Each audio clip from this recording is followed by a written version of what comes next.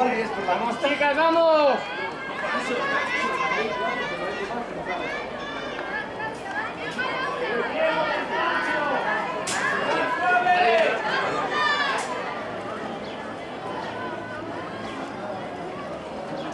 ¡Más suave!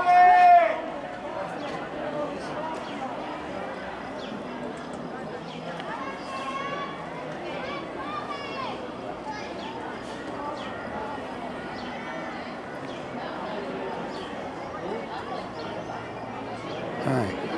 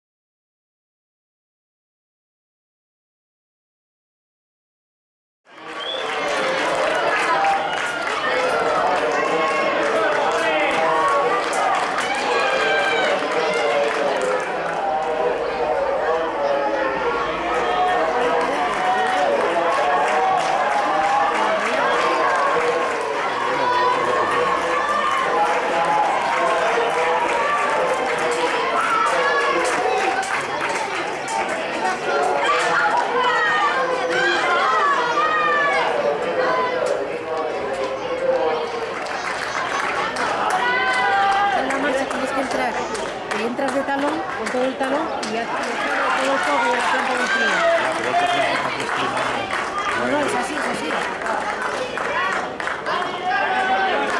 Es así, tienen que estar en puntera. Porque lo que decimos, talón puntera, tú siempre cuando apoyas no puedes ver nunca talón. Si estás viendo plantillas que estás consultando. La plantilla la ves cuando sacas el pie otra vez. Una plantilla. Además, es que el pie de atrás, la punta de atrás no la puedes despegar hasta que el talón no tiene contacto en el suelo. Porque entonces vas corriendo. Si todavía no ha tenido contacto el talón, ya se la vez. Aplicarla así es prácticamente imposible. De hecho, cuando vienen a hacer los sueltan mucho antes. Sí, suelta, claro. Sueltan cuando están aquí, no llegan a hacerlo.